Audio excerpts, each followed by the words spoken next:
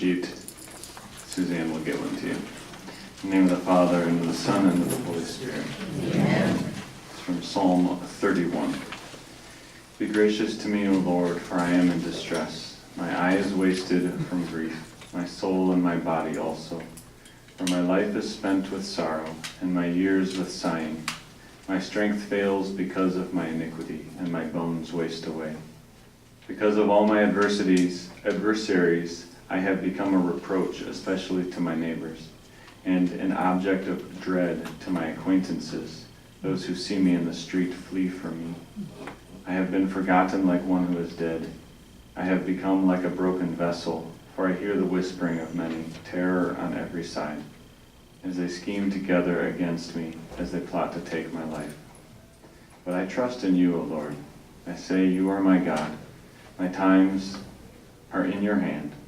Rescue me from the hand of my enemies and from my persecutors. Make your face shine on your servant. Save me in your steadfast love. O Lord, let me not be put to shame, for I call upon you. Let the wicked be put to shame. Let them go silently to Sheol. Let the lying lips be mute, which speak insolently against the righteous, in pride and contempt. In the name of the Father, and of the Son, and of the Holy Spirit. Amen.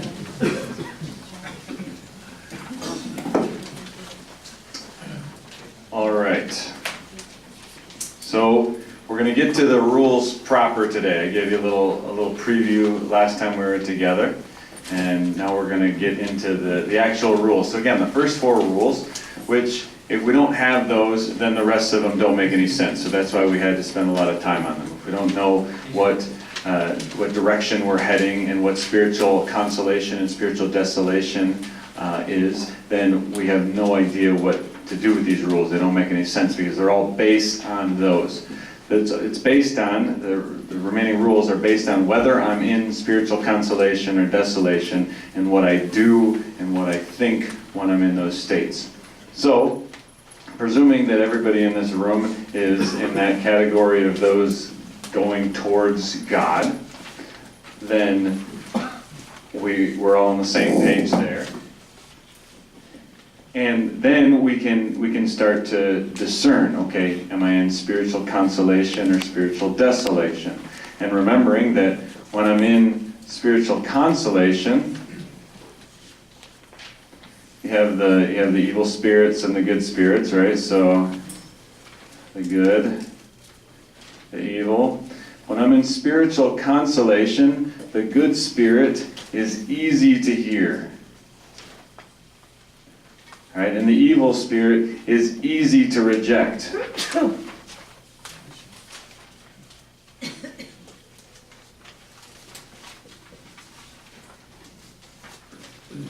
But when I'm in spiritual desolation, the good spirit is really hard to hear.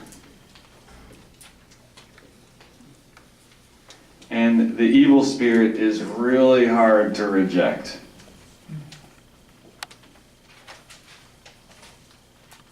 And all the rules are going to be based on that fact. So this is just a fact of how it works. This is just the nature of how it is when I'm in consolation. I hear the voice of the Lord very easily. I'm consoled. When I'm in desolation, it's hard. It's hard to reject that this isn't the truth, that the evil spirit who's speaking, the Lord doesn't really love you, and that whole thing about when you felt elated before when you were reading the scriptures, you just made that up, and it's really hard to reject. So you can see how important this is to know which state you're in. Otherwise, you're going to be listening to the wrong voice. You're going to be listening to the wrong spirit, and you're going to be led astray. And this is normal in the spiritual life. This desolation, consolation. We'll go back and forth, sometimes very quickly. Sometimes we'll be in consolation for a good period of time. Sometimes it'll go quickly. Sometimes we'll be in desolation for a period of time. And this is very normal. This is very normal. And when you start to discern, if you're doing your examen at night, you say, oh yeah, okay, that's right. I was feeling desolation. I was feeling consolation. Then we can start to make some sense of what's going on. So I was on retreat this last week, and it was an Ignatian silent retreat. So I was 5 days silence. I had spiritual direction every day, 4 holy hours every single day, and Mass and my other prayers. And we're out on a beautiful, beautiful campus down in the north of Chicago area. And the idea of it, this is all based on Ignatius's, all these rules, so you're kind of in this intense spiritual environment of a lot of prayer and no other conversation except for your spiritual direction, right? And it's kind of to force this environment of just being able to be one with the Lord. And you'll have moments of consolation, moments of desolation, but because you're only praying and because you're doing it so often, it's kind of this microcosm, and everything's jammed together, and I can really zero in on what the Lord is doing in my heart. So just for instance, it was a very good retreat, and there's times during the middle of the retreat when the scriptures I was reading, they're just coming alive. I felt like, wow, Jesus wrote this for me. This is just speaking right to my heart, and I really recognize, like, I'm in consolation. This is good, and it's beautiful, and you want to enjoy it and soak it in when it's happening. As soon as my retreat ended, even the last day of the retreat, I went into not a serious desolation, but I'd read the same scriptures and it just feels really far away, and you can start to see very easily how the evil one could wriggle in there and be like, yeah, you were probably just making that up. Those scriptures, they weren't really speaking to you. I said, no, I know they were, and I know that they're still there, and I know that the truths that the Lord showed me in that time of consolation, when the scriptures were jumping off the page at me, are still truths. They still remain. And so then the job is to continue walking by faith. So this is what we'll experience in our life, and the more spiritual we are, the more we're taking time to tend to our spiritual needs and prayer, the more we'll notice this, the more we'll be attuned to what the Lord is doing. Again, so these rules that we're going to talk about today, 5 through 9, which you have on your sheet there, and you can just make notes as you see fit. Are all about desolation, what to do and what to think during the time of desolation. So, again, desolation, the evil spirit is it's very hard to reject. He makes himself very apparent in a very sly sort of way, and he wants to try to tell you that this is the normal state, that this is your real life, desolation. Desolation admits of degrees, so sometimes I just don't really feel anything. It's kind of a low-grade desolation, and sometimes you're really in a slump. You can read a verse like, "For God so loved the world that He gave His only begotten Son," and instead of saying, "Oh wow, that's so beautiful. He loved us so much He gave His only Son," you think something like, if He's going to give His Son up like that on the cross, what's He going to do to me? I'm nobody. And these words that are supposed to be so consoling end up being terrifying for you.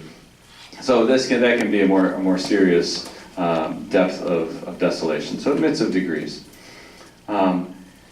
So we can sometimes tend not to notice, and we need to notice. We need to note.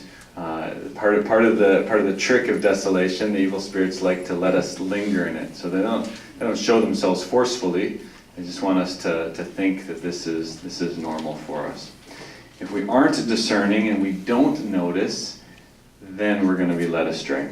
And then instead of applying the rules, we'll apply other medications like food, sex, sins of various sorts, because we don't really recognize what's going on. And so instead of applying spiritual solutions, we apply non-spiritual solutions, physical solutions to spiritual problems, which is never going to be very effective.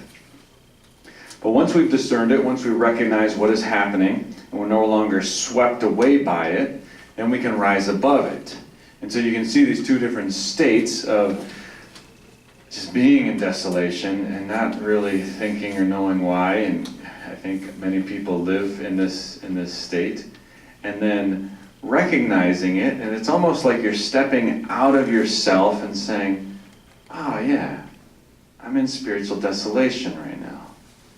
okay, now I have to apply the rules. All right, so the girls won their volleyball game. They check it in. Time to apply the rules. So it's to kind of step out and see it from a third-person perspective. This is why having somebody in your life who you can talk to about spiritual things, a good spiritual friend, checking in with a priest every once in a while in the confessional or whatever, it is very helpful for us, because they can say, sounds like you're in spiritual desolation. And then you can say, oh, yeah, I'm totally in spiritual desolation. Good, that's helpful. That's helpful just to know. Because there's nothing wrong or shameful about being in spiritual desolation. It's a good thing to realize. So when we step out of ourselves and see, then we can actually act. It's kind of like being stuck in a weird dream, and you kind of aren't sure what to do, and then you wake up and, I wish I could have just noticed that it was a dream while I was there, right? It's kind of like that, stepping out and being able to see the picture from a different perspective. The rules are important because God never asks us just to passively endure spiritual desolation. Right? This isn't what He wants. He doesn't want us to experience just living in it. We don't come to, well, I guess God just wants me to be in spiritual desolation for the rest of my life. No, that's not what He's doing. No spiritual writer has ever said that. None of the saints have said, when spiritual desolation comes, just embrace it as a gift from the Lord, and that's it. No, they don't say that. I mean, you do have to, there's some part of it like, okay, this is real, the Lord is allowing this, but my goal isn't to stay in it. Okay, and as we go through the rules, these will start to make more sense. Desolation differs, I'm going to make two distinctions here. It differs from the cross in that it's not, the cross, there's always a sweetness. Even if there's a desolation to it, the cross always has glory with it. There's always a resurrection. All right? It doesn't lead to merely destruction. It always bears fruit. So it can be a cross, but it's not the same thing as the cross. It also differs from spiritual darkness. All right? So we read about this in the lives of the saints, these spiritual darknesses that they go through. That's a purification of love. And in it, even there's a desire for God, even though He feels very distant. I don't feel Him, but I desire Him. And when you read the saints, this becomes very, very clear.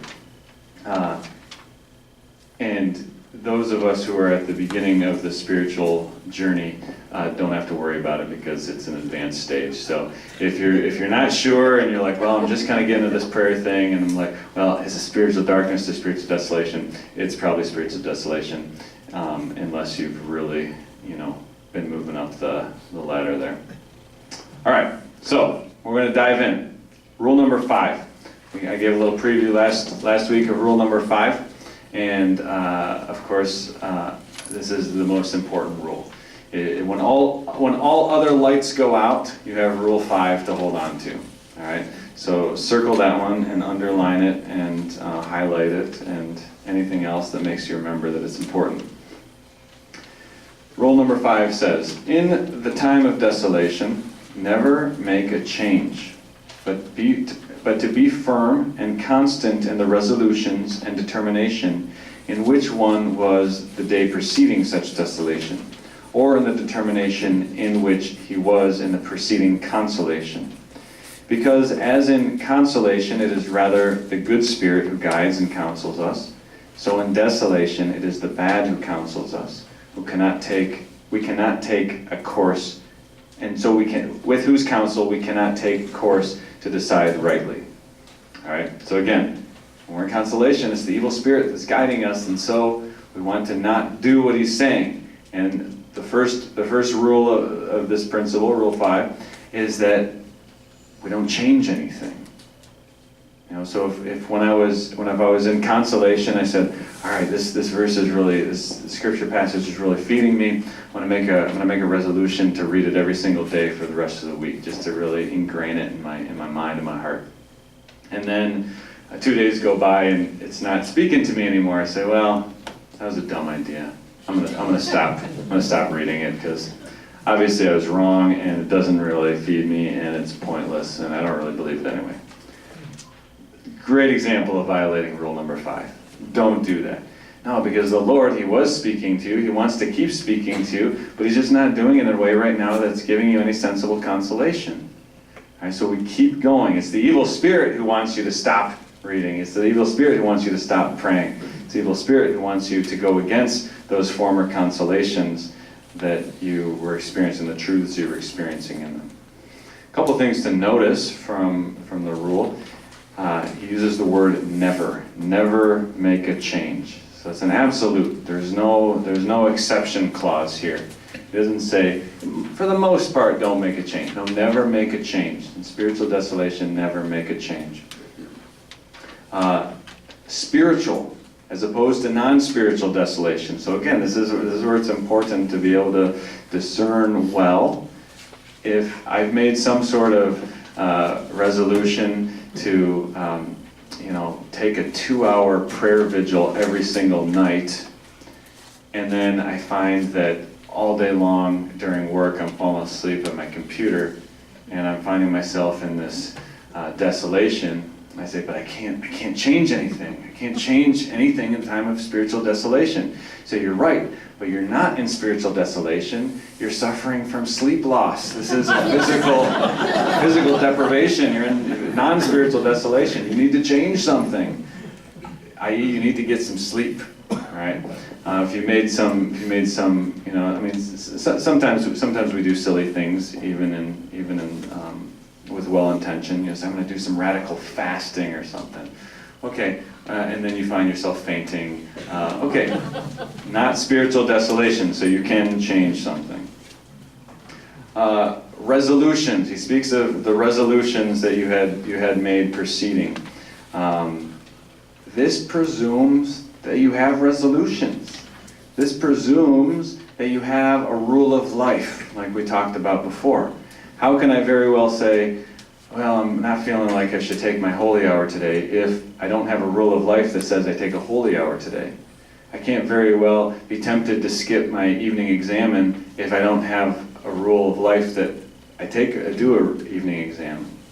I can't very well be tempted not to fast on a particular day if I don't fast on a particular day. So this is why it's so important to have concrete resolutions that I stick to, and I don't have to discern every single day.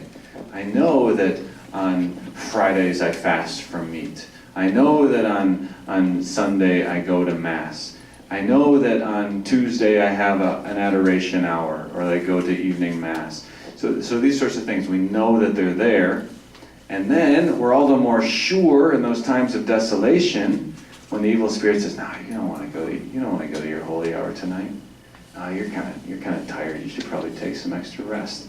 And we say, "No, I've committed to this. This is something that I've committed to, and it's something that I've committed to with prayer. Something that it's seemed to fit into my life well. I've borne fruits from it. I've received consolation from it, and furthermore, I know that I'm in a state of desolation right now, and I can't change that." So that's why the rule of life is very, very important. And again, having some sort of somebody you can bounce things off of, a friend, a spouse, saying, "I'm feeling this way right now." Yeah, but you committed to that, and you should probably follow through. You're right. I'm going to follow through. When I was before seminary, I had discerned with a group of Franciscans for about 6 months, and almost as soon as I got there, I just basically went into a state of desolation. and it was just a really, really difficult period. I don't think I knew so much. I think I sort of knew the rules well enough, or implicitly knew some of them. I knew at least, it's like, I just can't leave. I knew that there's so much going on, and there's so much difference, so much change that I couldn't leave. So I'm implicitly following Rule 5, even though I don't remember if I necessarily knew that it was Rule 5. I said, I just can't. I'm not just going to run. So when you can change something in spiritual desolation is only when a spiritual director tells you you can. Right? So I had a spiritual director while I was with the Franciscans, of course, and every time we would check in, I'd say, yeah, I really don't like being here. And he would say, oh, it's okay. I think you're going to be a great Franciscan. And I'd say, oh, no. And I'd go up to my holy hour, and I'd kneel down there, and I'd say, Lord, I love being with you, but can we just be together somewhere else, please? And every time I would tell him that I'm not digging it, he would say, oh, you're gonna be fine. And then one time I remember telling him, yeah, I'm just not digging it. I can't. It's getting worse. It's getting harder. And he goes, okay, well maybe you're not called here. And I just remember this huge weight being lifted from my shoulders. Okay. And there was something in it, and even looking back, everything was, I wouldn't have done anything differently, and I can be so sure, I can be so confident that I discerned well because I didn't run in a time of desolation. And that's so big. If we turn and run into a time of desolation, we'll always regret it, I think. I don't think there's any way that we can look back with confidence on a decision we made in a time of spiritual desolation. So it's a rule so important, and it can save us from so many heartaches and so many spiritual difficulties. All right. Any questions about rule number 5? Okay. Let's move to rule number 6. Rule number 6 says, although in desolation we ought not to change our first resolutions, it is very helpful intensely to change ourselves against the same desolation, as by insisting more on prayer, meditation, and much examination, and by giving ourselves more scope in some suitable way of doing penance. All right, so we can change something. We just can't change the resolutions we made. We can change, we can go against what the evil spirits are telling us. We can change by increase, not by decrease. All right? So if I've committed to praying a holy hour every day, and every time I go to holy hour, I'm feeling like after 5 minutes that I've been there for 2 hours, and I'm really tempted just to, you know what, I'll just do 45 minutes today. I mean, that's long enough.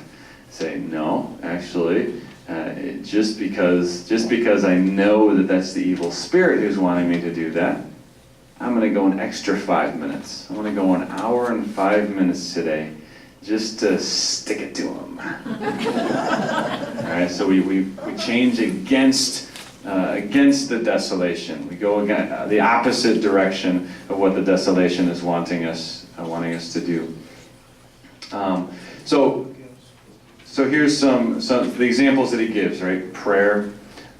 So we can pray more. We can pray specifically. Pray into the desolation. Lord, help me. It is hard right now. There was a time when it was easy. Now it's hard. One of the Psalms, elsewhere in the Psalm 31 that we were reading, says, you would set me on a mountain fastness, but then you hid your face from me. And so we see this, that everything in the spiritual life is really the Lord's doing. You know, when I was on that mountain fastness, that was the Lord, and when he hid his face, that was when I fell down. I said, Lord, help me. I know you're still there, help me. And sometimes this is all it takes, but sometimes we need to persevere in this. Praying out loud. Sometimes this is good, just to get outside of ourselves, to activate our senses a little bit. Singing, you know, if you're in desolation, sing a song, sing a hymn, sing a praise song. Meditation, pondering the truths of God. The truth is so difficult to hear in times of desolation that we have to fortify our efforts of meditating on it and pondering it. So again, this is why it's good to stick to those former resolutions. A Bible verse that maybe has always spoken to me, For me, Psalm 131. It always speaks to me. And so that's always a place that I can go in spiritual desolation. Yeah, Psalm 131. There it is. I know that the Lord is always here. I know these truths. I pondered on them so much that I know them. And we really want to know this. We really remind ourselves, ponder on those truths. God is love. God loves us. God sent His Son for me. So meditating on those truths that are difficult to hear in desolation. Examination. So being very diligent in our examination, trying to note the cause, when it happened, why it happened, where it happened. Yesterday I was in consolation, and then, because we'll get to the next rule. When we get to rule number 9, we'll see that sometimes it might be my fault. Sometimes there might be something that I've done to cause spiritual desolation, like skipping my prayer. So I say, everything was going fine until, oh yeah, I skipped my prayer yesterday. Or, oh yeah, I did that sin yesterday. That might be the cause of it. That might be where, maybe what I need to do actually is go to confession. Maybe what I need to do is get into the adoration chapel. So to examine. Now, sometimes it's not our fault. And sometimes we don't want to get bogged down in scrupulosity of like, I gotta figure out the reason. No, so if nothing's coming, nothing's coming. So you don't have to beat yourself up about it. But examine too your weaknesses, and know that I'm more susceptible to falling, I'm more susceptible to my weaknesses, my vices, when I'm in a time of desolation. So again, to be able to examine and to note this, to recognize it. And then he mentions penance. So a penance that goes against the desolation. So little small things. He doesn't want you to do huge things in the time of desolation. Big decisions like that should be made during consolation, actually.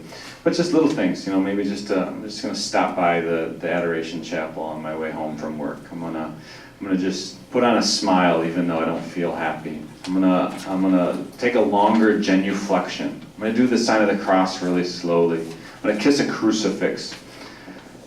These sorts of things, they build courage, they build strength, they help us in the time of desolation. So that's rule 6. Rule 5, we can't change anything, but we can change against. We can add something to our spiritual practices to go into the desolation, to counteract the desolation. Let's take a break right here. Take 5.